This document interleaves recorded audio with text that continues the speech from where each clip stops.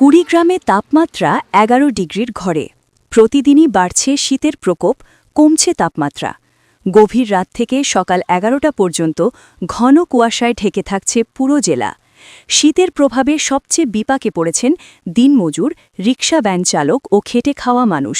শিশু ও বৃদ্ধরা নানা রোগে আক্রান্ত হচ্ছে।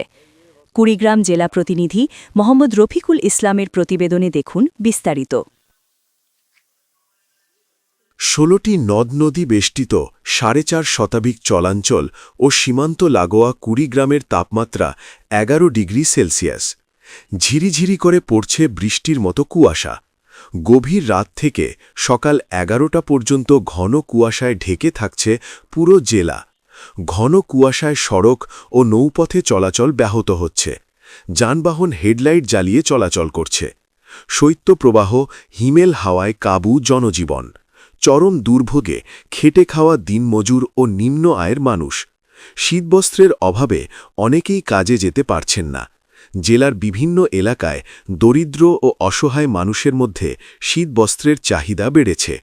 শীতের অনুভূতি আরও তীব্র হয়ে উঠছে সাধারণ মানুষের জীবনে।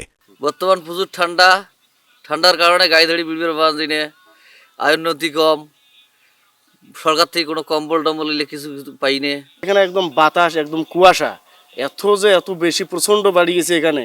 তো এখানে মনে মনে সরকারের তরফ থেকে এখন পর্যন্ত আল্লাহর রহমতে এখন পর্যন্ত কোনো কম্বল অথবা কোনো মানুষের যে একদম নিম্ন আয়ের মানুষ আমাদের এই দিকের মানুষগুলো হলো নিম্ন আয়ের, তাদের কোনো রুজি রোজগার কিছুই নেই।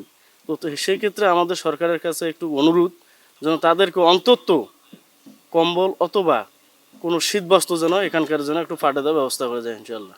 শিশু ও বৃদ্ধরা নানা রোগে আক্রান্ত হচ্ছে। স্থানীয়রা জানান শীতের প্রভাব বাড়ছে, আর সবচেয়ে বিপাকে পড়েছেন দিনমজুর, রিকশা ভ্যান চালক ও খেটে খাওয়া মানুষ। কুয়ার সাথে লোক বেড়ে যায় না, মেডিকেলে যে রুগী বাড়ছে, শিশুদের রোগ বাড়ছে, কুয়ার সাথে বেড়া যায় না। আমাদের এলাকার গরিব, সরকারের কাছে শীত বস্ত্রওয়ালা পাইলাম না, কুয়ার সাথে বেড়া যায় না, কাজ কামাই করা যায় না। সরকারের কাছে অনুরোধ সরকারি কম্বল দেওয়া হোক।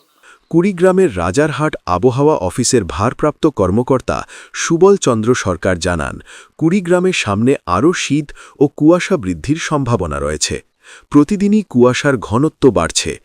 আজ ভোর ৬টায় জেলার সর্বনিম্ন তাপমাত্রা রেকর্ড হয়েছে ১২ ডিগ্রি সেলসিয়াস।